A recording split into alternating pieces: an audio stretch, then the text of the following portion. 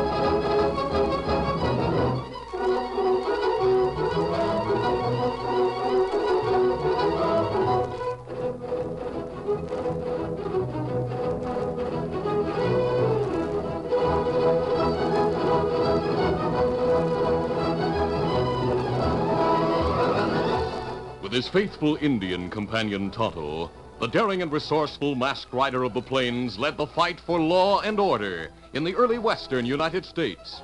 Nowhere in the pages of history can one find a greater champion of justice. Return with us now to those thrilling days of yesteryear. From out of the past come the thundering hoofbeats of the great horse Silver. The Lone Ranger rides again. Come on, Silver. Let's go, big fellow. Hi-yo, Silver! Hi!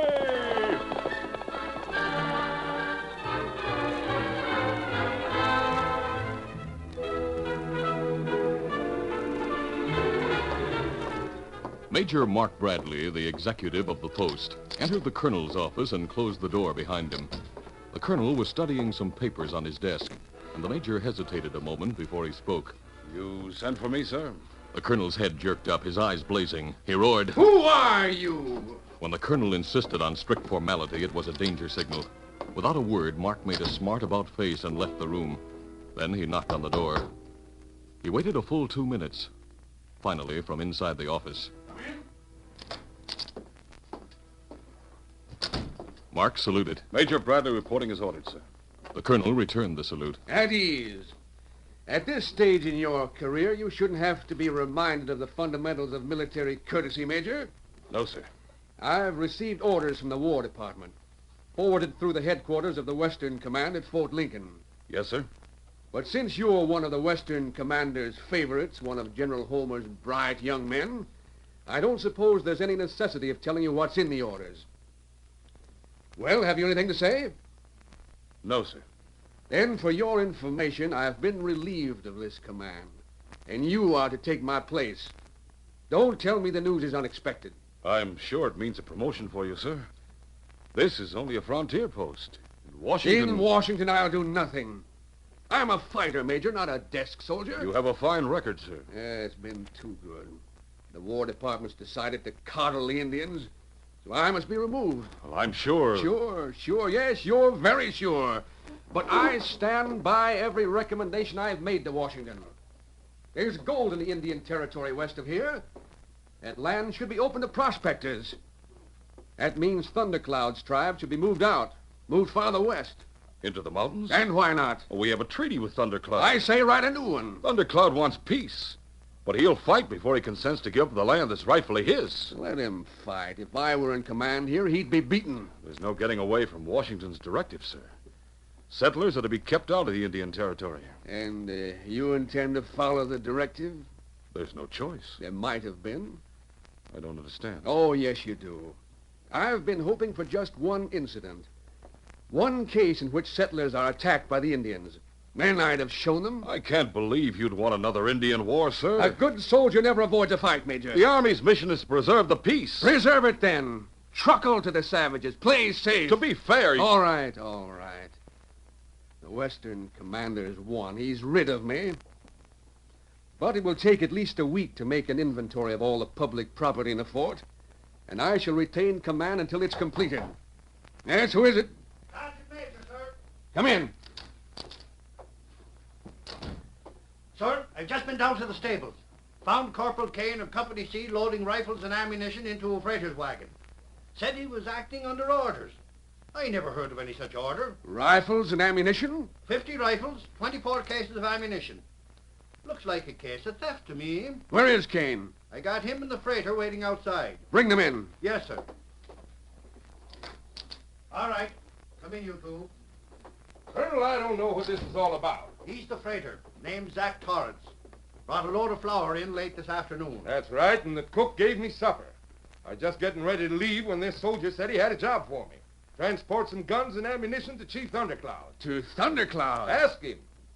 What's the meaning of this, soldier? I was acting under orders, sir. Whose orders? Your company commander's? Well, no, sir. The order came directly from Major Bradley, sir. Oh, is that so? It isn't true, Colonel. Major, I have it in writing right here. This will be your authority to ship 50 rifles and 24 cases of ammunition to Chief Thundercloud in the Indian Territory. Let me see that paper. Oh, yes, sir. I didn't write that, Colonel. Yeah, it seems to be in your handwriting. It's your signature. May I see it? Yes, yes. Well? It does seem to be my handwriting. But I didn't write it, Colonel. This is a forgery. Indeed. Well, Major, Out with it, soldier. What's your story? I was only following orders, sir. I've been working in the ordnance warehouse. Major Bradley came in there this morning. Said that according to the treaty with Thundercloud, we had to supply him with firearms. The man's lying. Go on. I don't know anything about the treaty, of course. Tell me exactly what Major Bradley said. Well, sir, he said I was to break out 50 rifles and 24 cases of ammunition and hire the first freighter who came in to take them to Chief Thundercloud. He told me I wasn't to mention the shipment to anyone. Well? When I reminded him that no rifles could leave the warehouse without a written order, he gave me one. Well, there it is. That's all I know, sir. Major? Colonel, I wasn't in the ordnance warehouse all day. I did not write this order. But I've written many similar orders, and there's nothing distinctive about my handwriting. It'd be easy for anyone to imitate it. Someone has done that very thing and done it well. This paper is a clever forgery. It doesn't look like a forgery to me. Sir, you can't believe that I'd sell government property to the Indians. Perhaps there was no question of selling. Perhaps you believe that Thundercloud should be provided with the means to defend his territory against trespassers. Colonel Sheldon, you're accusing me of theft. This soldier's accused you. And it's my duty to make a thorough investigation of the charge, to decide whether court-martial proceedings should be brought against you. Sir, Naturally, the orders from Washington must be held in abeyance until the whole matter is cleared up. You'll be confined to your quarters till further notice, Major. But, Colonel, Escort Major Bradley to his quarters, Sergeant, and see that a guard is placed on them. Dismissed.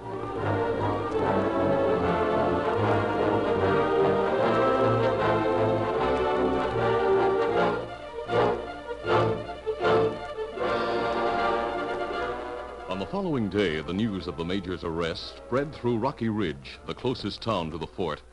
It was there Tonto learned of it. He reported to the Lone Ranger, who was camped in the hills outside the town. Tonto repeated everything he had heard. Zach Torrance's first-hand account of what had happened, the gossip of the townspeople, and the news of later developments brought by soldiers who had business in Rocky Ridge. So the colonel has decided that the charge against Major Bradley will merely be attempted theft. That's what soldiers say. Could easily have been treason, giving aid and comfort to the enemy. But you not think Major traitor? No, of course not. The order Private Kane showed the colonel must be a forgery. We know General Homer. We know he doesn't make mistakes when it comes to judging character. I have every confidence in Major Bradley's integrity. What we must find out is who wants to ruin his reputation. Colonel not want to give up command of fort. But the colonel's a good soldier. He wouldn't stoop to manufacturing evidence against a subordinate. No. Maybe Torrance, Kane, try steal rifles. Put blame on Major. when them get caught. Oh, they were certain to be caught. They had no chance of getting those rifles outside the fort. They expected to be caught, Tonto. Maybe so. Yes, this is a plot against the Major. Torrance and Kane are obviously small fry, hired by someone else. The question is, who? Well, me follow Torrance when him leave Capay in town. Him go to house where Darcy live. Roger Darcy, the land speculator? Not right. Well, now we're getting somewhere. Roger Darcy, who's been agitating from here to Washington, trying to get the reservation open to settlers. Him want gold. And trouble with the Indians, so there'll be some excuse to deprive them of their land. He knows there'd be no chance of that with Bradley commanding the fort and standing up for the Indians' rights. No one could be more interested in discrediting the Major. From now on, we'll keep a close watch on Darcy, Tonto.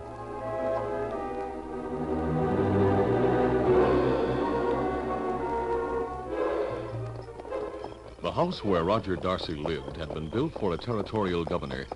It was a large place surrounded by a wide veranda and a second-story balcony. That evening, the Lone Ranger and Tonto drew rein and dismounted in a grove of trees near the house. They were just in time to see two men entering the front door. One of those men is wearing a uniform, Tonto. Kimasabi, that Kane. And other fella, Zach Torrance. Together and visiting Roger Darcy. I'd like to hear what they have to say to him. Come on.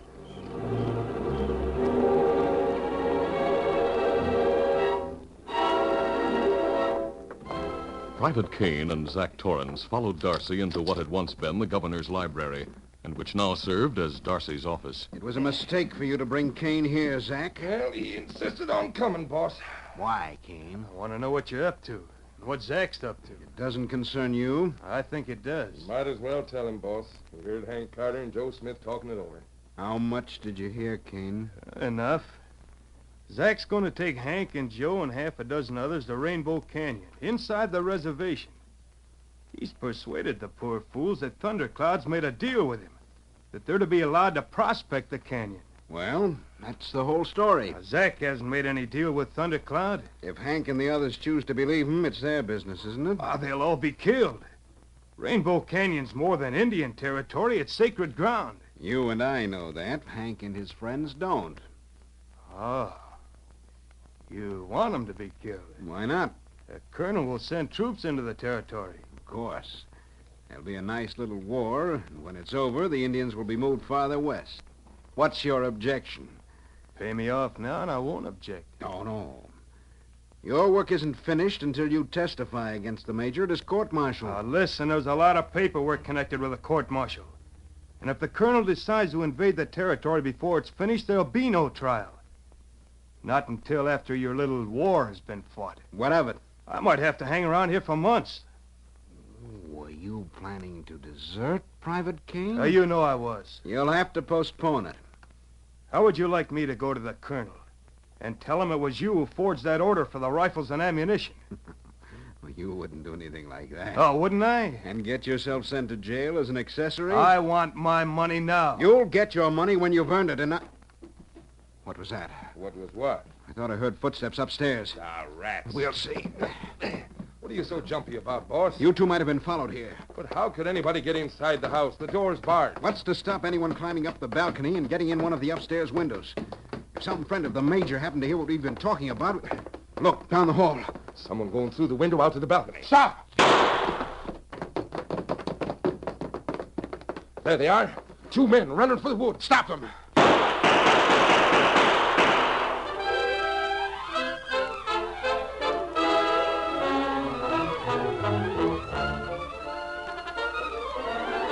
The curtain falls on the first act of our Lone Ranger adventure. Before the next exciting scenes, please permit us to pause for just a few moments.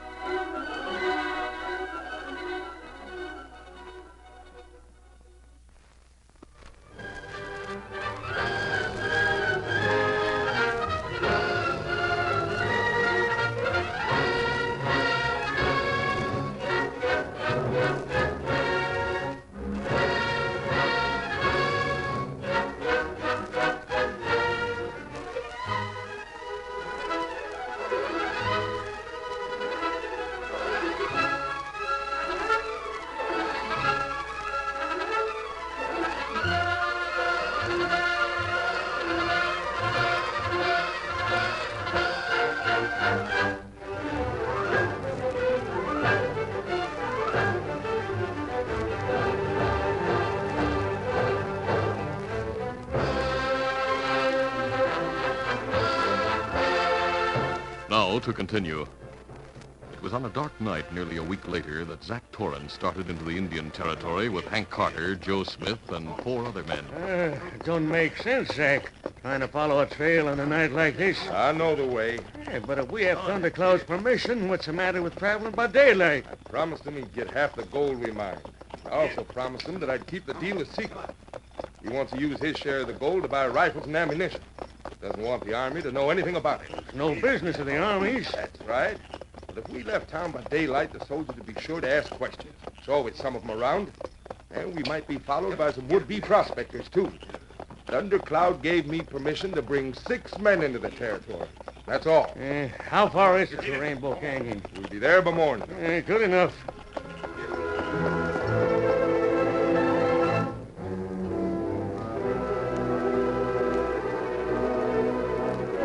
Zach was nervous all during that ride, and even more nervous the following day as the men made their camp in Rainbow Canyon. But there was no sign of Indians, and he breathed more freely as the shadows lengthened. As soon as it was completely dark, he slipped away from the camp. He walked his horse to the head of the canyon, and when he reached it, prepared to mount and hightail it out of the territory, leaving Hank and the others to their certain fate. But just as he placed his foot in the stirrup, a bullet kicked up the gravel in front of him. Hey! He whipped out his gun and fired in the direction from which the shot had come. His fire was returned, bullets spattering all around him. Then he realized there was no escape from the canyon. Steady, Philip. Get up! Come on! He mounted and raced back to the camp. He could see the miners standing around their campfire as he rounded a bend in the canyon. Their guns were ready for action, but in contrast to the previous night, there wasn't a cloud in the sky and the moon was full. Zach knew he would be recognized and didn't slacken his pace. Take it easy. It's only... Ho, ho, ho! Did you fire those shots? No, Indians. They were shooting at you? Yeah. Why?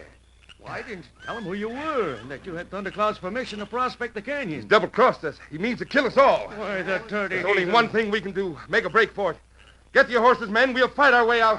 Wait, not so fast. There's someone riding this way, a man on a white horse. Let him have it.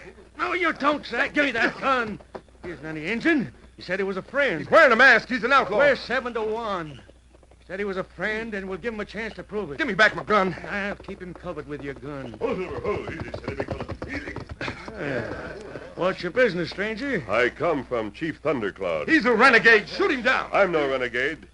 I'm a friend of the chief's.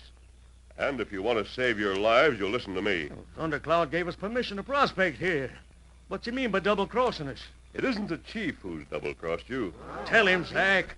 Tell him about the agreement you made. Yeah, he promised to let me bring men in here to dig for gold. He was to get half. You're lying, Zach. Lying. No, Hank. I swear he promised me.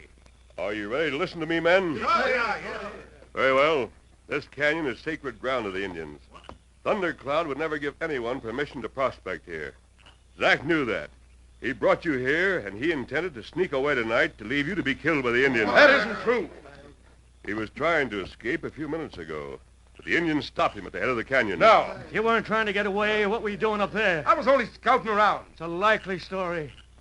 Go on, mister. What's behind all this? Why did he want us killed? Because he's working for a man named Roger Darcy. And Darcy wants to start another war. When the news of your death reached the fort, Darcy counted on the colonel sending his troops against Thundercloud. Now, look, mister, you said you were a friend of the chief's. Can't you explain to him that the only reason we're here is because we thought we had his permission? He knows that. Well, then we're free to go? On one condition. Well, name it. That you persuade Zach to tell the truth about Major Bradley. I don't understand. And that he sign his confession. Confession? Here, read it aloud.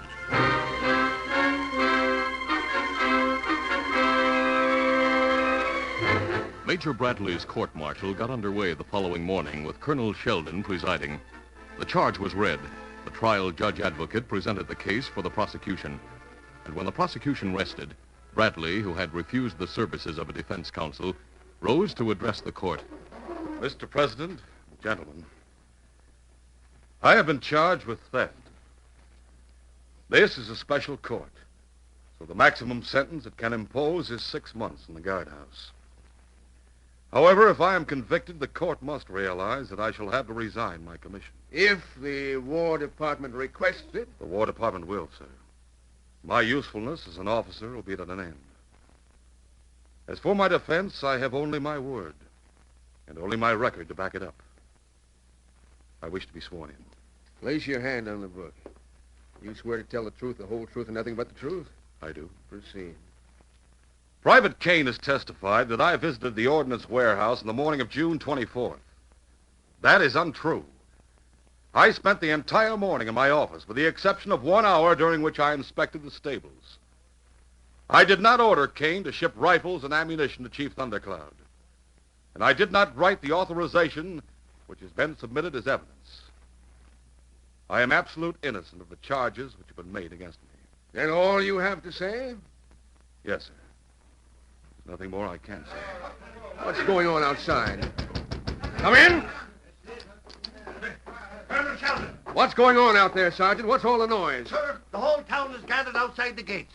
They're protesting against this trial. Protesting? And that isn't all, sir.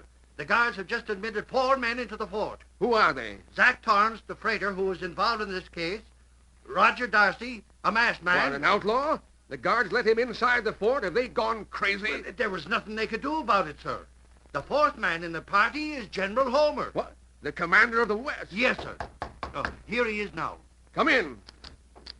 Attention. That is. Good morning, Colonel. Good morning, sir. I see the trial is already underway. It's nearly completed, sir. The defense is rested. I should like some additional witnesses to be heard. Why, of course. These 2 men, Zach Torrance and Roger Darcy. And with Major Bradley's permission, I should like this masked man to be appointed as his defense counsel. Why, this outlaw? I'm agreeable, sir. It's unheard of. The Articles of War permit civilian counsel. What, a masked man? I'll vouch for him personally. Well, in that case... You may proceed, sir. Thank you, General. Zach Torrance, take the stand. Place your hand on the book. Will you swear him in, Colonel? Yes? You swear to tell the truth, the whole truth, nothing but the truth? I do. Tell the court what you did on the afternoon and evening of June 24th. Well, at noon I had dinner at Roger Darcy's house. He gave me an Army requisition. It was an order for the shipment of 50 rifles and 24 cases of ammunition to Chief Thundercloud. Then... Just a moment. Was there any conversation about that order? Yeah. I said, let me see the requisition Kane pulled out of the files last week. Darcy showed it to me, and then he asked me what I thought. I said, you've copied Major Bradley's signature perfectly, and the rest of the writing looks like his, too. Go on. Well, from Darcy's house, I drove my wagon to the mill, where it was loaded with flour. Then I drove to the fort and delivered the flour to the commissary. The cook gave me supper. After supper, I drove my wagon round to the Ordnance Warehouse, where I'd been told Private Kane would be waiting for me. Who told you that? Roger Darcy. I gave Kane the order Darcy'd given me. That will be all, Torrance. Will Roger Darcy take the stand? No, you can't make me admit anything. You promised to testify, and you came here with us of your own free will. Sure. Because if I hadn't, that mob in town would have killed me. I came here for protection. The Army may be able to arrange protection for you. Colonel, I have a full confession here, signed by Zach Torrance. And I should like to read the concluding section. It will explain why Darcy feels his life is in danger. Proceed. It was agreed between Roger Darcy and me that I should recruit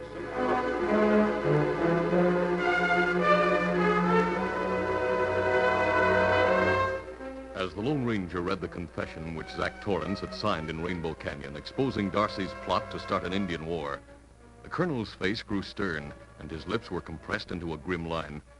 Then, just as the masked man finished reading, there was a scuffle near the door. Hold on there. What's the matter, Sergeant? Private Kane, trying to sneak out, sir. Arrest him. Yes, sir. You're under arrest, you spalpeen. So you want protection, Darcy. I demand it. Well, personally, I don't blame the townspeople for wanting to kill you. Nevertheless, We'll give you protection. Good. In the guardhouse. The guardhouse? And tomorrow you'll be taken under an armed guard to the state capitol. When the federal courts get through with you, it's my guess you'll have protection for the next 20 years. Sergeant. Yes, sir. Darcy, Torrance, and Private King to the guardhouse. Yes, sir. All right, go on. Come on. Major Bradley, Yes, sir. I'm dismissing the charge against you. Thank you, sir. And I apologize. That isn't necessary, Colonel. In view of the evidence against me... I should have questioned it from the beginning. I should have made a thorough investigation of Torrance and Private Kane before I preferred charges against you. But there's still a great deal about this affair I don't understand. Say, where's that masked man? He's gone, Colonel, but perhaps I can answer your question. Well, first, how do you happen to be here? I came in response to a message from the masked man. He'd learned of Darcy's plan to start a war with the Indians, and we went to Thundercloud together. Oh? When Torrance led those prospectors into Rainbow Canyon, we were waiting for them. The masked man rode into the camp alone. He convinced the prospectors they had been used to further Darcy's plans, and their anger was enough to make Torrance sign a full confession. I see. Of course, Thundercloud had already agreed there would be no bloodshed. But neither the prospectors nor Torrance knew that. They believed that only the masked man could save them from the Indians. Yes? Well, as a matter of fact, he did. And he's given us enough evidence to put Darcy in jail for a long, long time. It seems to me that Thundercloud acted with great good judgment. He wants peace. He deserves it. And even if I were to remain here, well, I'm convinced, General. It's the Army's duty to protect the Indians' rights. I have only one more question, sir. And that? How does it happen that a general in the United States Army is able to place such extreme confidence in a man who wears a mask? To understand, Colonel, you'll only have to hear his name. He is the Lone Ranger.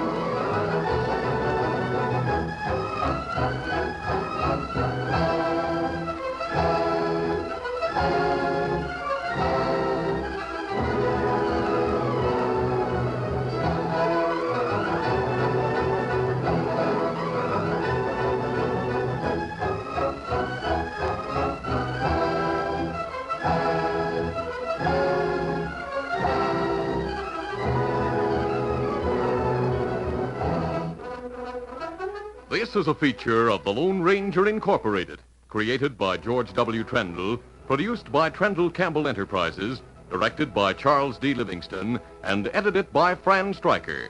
The part of the Lone Ranger is played by Brace Beamer.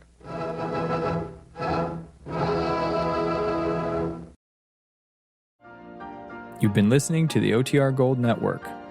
Find more classic radio at otrgold.com.